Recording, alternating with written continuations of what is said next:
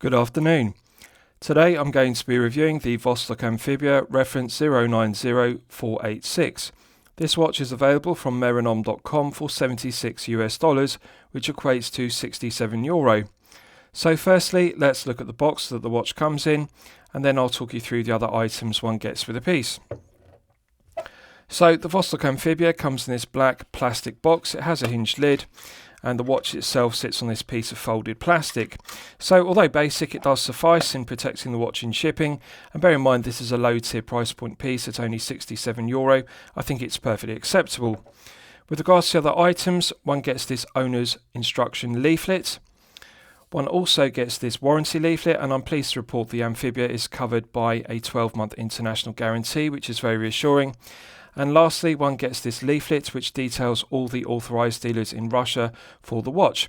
Now, all these leaflets are in Russian Cyrillic, so of course if you don't read Russian Cyrillic, they're no use to you. And really, I would like to see Vostok improve upon this and translate the leaflets that come with the watch into English, because it would make it easier for other collectors to understand. So firstly, I'll give you the background to the Amphibia. Originally in the 1960s, Vostok produced the Amphibia for Soviet naval divers, so it was a military issued piece. They produced the Amphibia from 1967. This 090486 retains many of the original characteristics of the first military issued 1967 Amphibia, because it has a very similar tonneau case shape. Now, the original Amphibia had a 20mm lug width, but the contemporary version you're looking at here, the 090 series, has a 22mm lug width. So, with regards to the specifications of the piece, Amphibia means east in Russian Cyrillic, and Vostok have been making the Amphibia since 1967 in their factory in Chistopol in Russia. So this 090486 has a 42mm case diameter. It has a 46.5mm lug-to-lug measurement.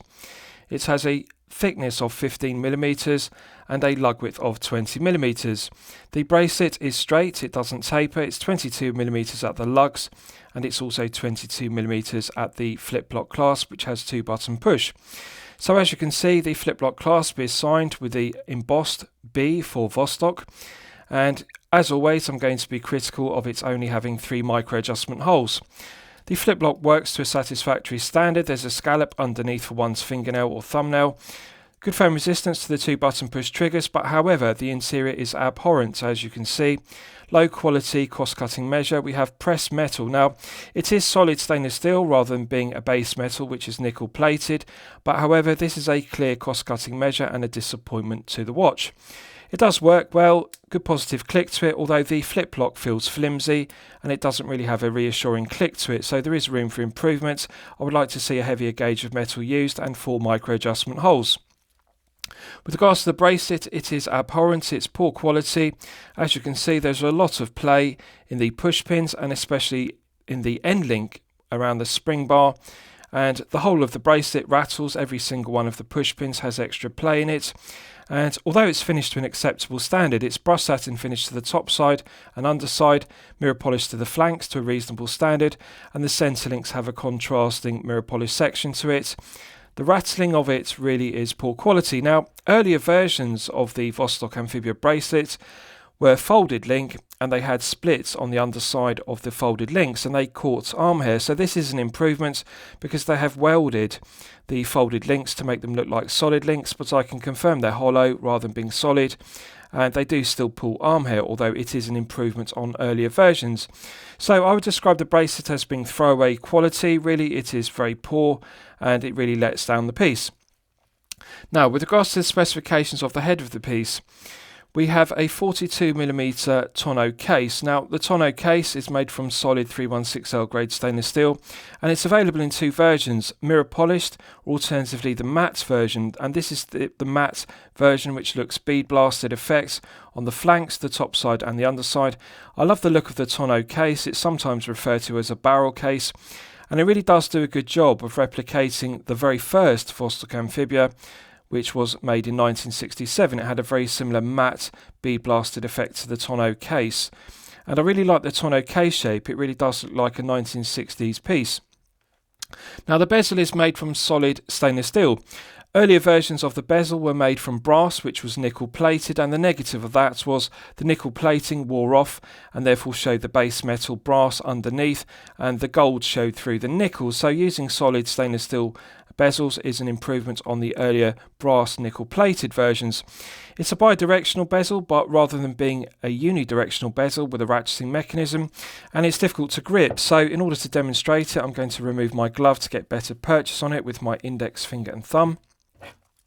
So let's test the bezel action. Now, bi-directional, so it does take some getting used to, because you'll be familiar with 60 click and 120 click unidirectional bezels, but this has a bi-directional bezel, rather like a GMT function piece. It feels very smooth. Now I'll explain how it works. Underneath the stainless steel bezel there is an octagonal retaining wire. Early versions had the octagonal retaining wire made from copper. This one has a stainless steel octagonal wire, which is better, it's stiffer, so it's got a nice firm resistance to it. But the negative is it's difficult to grip the bezel wearing a wet hand or alternatively a gloved hand, and that's why I've removed my glove, because as you can see they've milled slots or scallops into the edge of the stainless steel bezel, but it's still very difficult to grip. Now I can get good purchase on it with my index finger and thumb, although there is a lot of friction, so it's a good firm resistance to it. It feels even all the way through the 360 degrees of rotation. No lateral side-to-side play whatsoever, and of course I'm not going to test it for back play because it's bi-directional rather than being unidirectional. So it feels even both clockwise and anti-clockwise, but however I prefer to see Vostok upgrade it to a contemporary ratcheting mechanism and use a 120 click unidirectional bezel, because that would be more satisfactory. So although there's no lateral side-to-side play, it's got firm resistance to it and it does work to a satisfactory standard. It is original to the first 1967 Amphibia, which was military issued. That also had a bi-directional bezel. The Amphibia doesn't use clicking 120 click unidirectional bezels, although they did use a clicking bezel on some SE versions and also on a 1967 Heritage reissue piece. So with regards to the crown, it's solid 316L grade stainless steel. It has a lathe cut machine finish to the cap of it with concentric machining, as you can see, very aesthetically pleasing. Coin edge finishing to it, very grippy. Let's test the action. Absolutely silky smooth. Perfect thread interface between the internal thread of the stainless steel crown and the external thread of the stainless steel crown tube. It provides an effective hermetic seal to 200 meters of water resistance. There's no date complications, so pulling it out to the first click is the final click, and that is the time setting position. Good firm resistance to the gearing in the caliber 2415, which is an in-house movement made by Vostok in their plant in Chistopol in Russia. So I like the firm resistance to the gearing, absolute pleasure to set the time. Now, it has hand winding, but it doesn't have hacking. As you can see, the red second hand continues to sweep around the dial. Now there's a unique characteristic. As you can see, the crown wobbles on the winding stem. Now this isn't a defect, it's actually a design characteristic of the Amphibia. So I'll explain why it wobbles, why the crown wobbles on the winding stem. Inside the stainless steel crown there is a clutch mechanism, and the purpose of the clutch mechanism is to isolate the winding stem from shock damage. So for example, if a diver hits the watch or the crown off a rock, normally what would happen is the shockwave would be transmitted from the crown down the winding stem into the centre of the movement, and it would damage the movement with shock damage, because this caliber 2415 doesn't have shock absorbers. So what Vostok did was they designed a clutch mechanism inside the stainless steel crown, and that disengages the winding stem from the crown. As you can see, the crown can float on the winding stem. So if one impacts the crown with shock damage, the shock wave is isolated within the clutch mechanism. The shock wave isn't transmitted down the winding stem into the movement, and therefore it doesn't knock out the calibration with shock damage.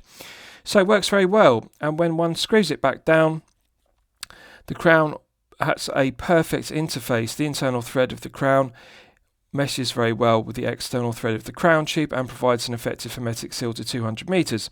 So when the crown's fully screwed down onto the crown tube, the winding stem is allowed to float in and out of the movement, and therefore it isolates it from the clutch, and therefore it's not going to be hit by shocks and shock waves. So it works very well. Now I'll show you another unique characteristic of the Amphibia. It has a screw-down stainless steel caseback, but rather than being a conventional screw-down one-piece caseback, it's actually in two parts. The centre section of the stainless steel caseback remains in situ. It's static, it doesn't rotate. Outside it has a stainless steel ring which rotates clockwise and anti-clockwise. Now this works very well because it provides an effective hermetic seal to 200 meters. Now rather than using the conventional O-ring method of providing an effective hermetic seal, it uses a flat rubber gasket, and the benefit of using the flat rubber gasket is it can be reused several times. So for example, when the movement's serviced, one can remove the stainless steel caseback and reinstate the flat rubber gasket. One doesn't have to change a rubber O-ring, so it's more durable and it does provide a very effective hermetic seal. So as you can see, the caseback remains static, it doesn't rotate, but the ring which rotates around it does rotate clockwise and anti-clockwise. Brass satin finish to it, and it's engraved with Russian Cyrillic with a specification of the piece, and also it has Amphibia in Russian Cyrillic, which, as I've detailed, Vostok means east in Russian Cyrillic.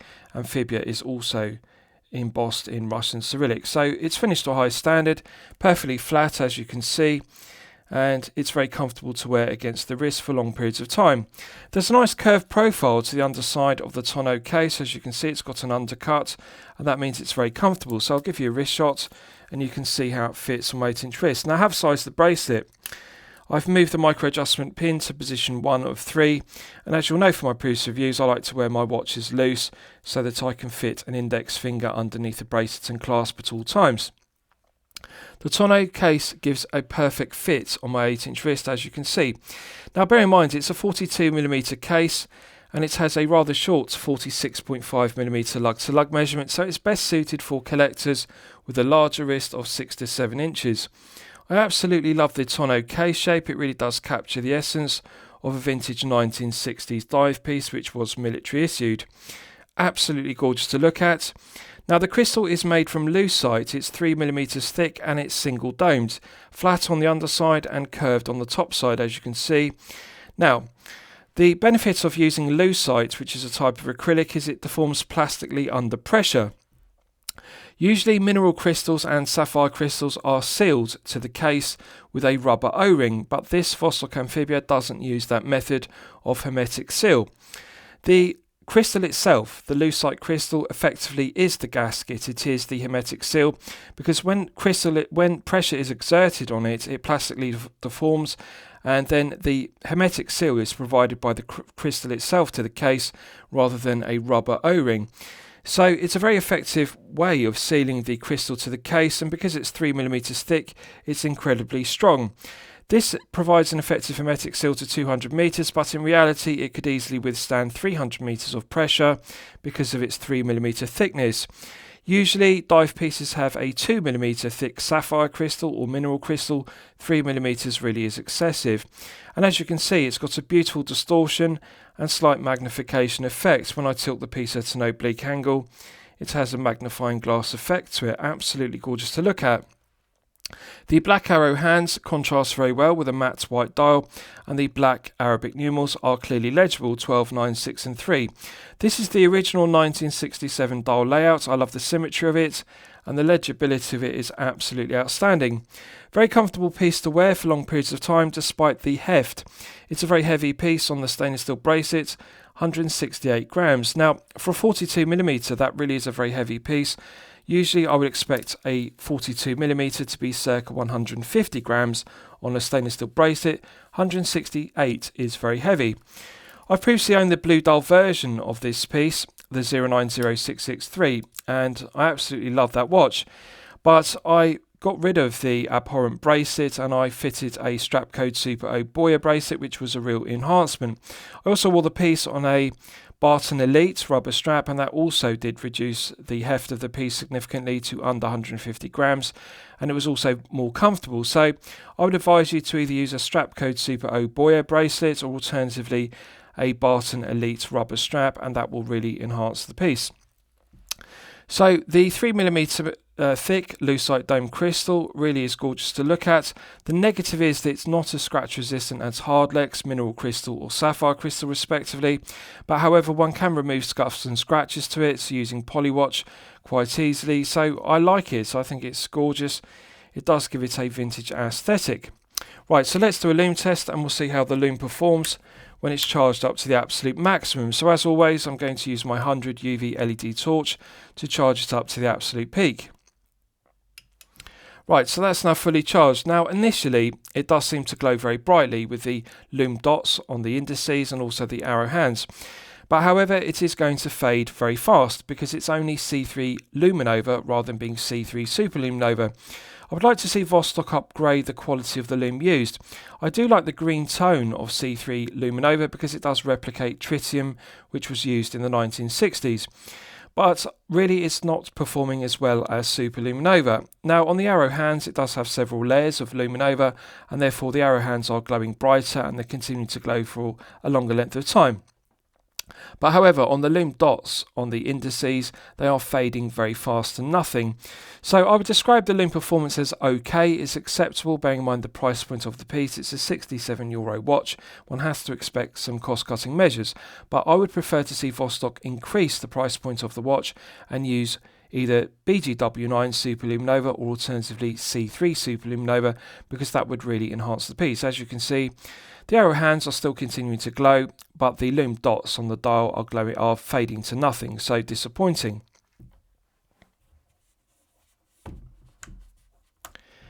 Right, so let's discuss the movement used, because it's one of my favourite aspects of the piece. This 090486 uses the caliber 2415, which is an in-house movement made by Vostok at their plant in Chistopol. It has 31 joules and it runs at a low beat rate of 19,800 vibrations per hour, and it has a frequency of 2.75 Hz. It has hand winding, but the negative is it doesn't have hacking, so that's something to bear in mind. If you like to set the time precisely to the second, one cannot hack the movement. When I unscrew the crown to the time setting position, as you can see, the red contrasting second hand continues to sweep around the dial, so one cannot hack the movement, and that's something which I would like to see Vostok improve upon. I would like them to make the movement hack, because it would be good to set the time precisely to the second. 40-hour power reserve is perfectly acceptable. It has a stated accuracy of -20 to +60 seconds per day, which is a very wide accuracy range. However, I'm pleased to report that Vostok are regulating their movements to a better standard than -20 to +60 seconds per day. This one is running consistently at +10 seconds per day, which is perfectly acceptable for a €67 watch. Now, the one thing I like about the caliber 2415 is it is an incredibly durable movement. It's a reliable, well-proven workhorse automatic caliber. It has a 10-year service interval. Usually with automatic movements they have a 5-year service interval, so to get a 10-year service interval is very good, bearing in mind the price point of the piece.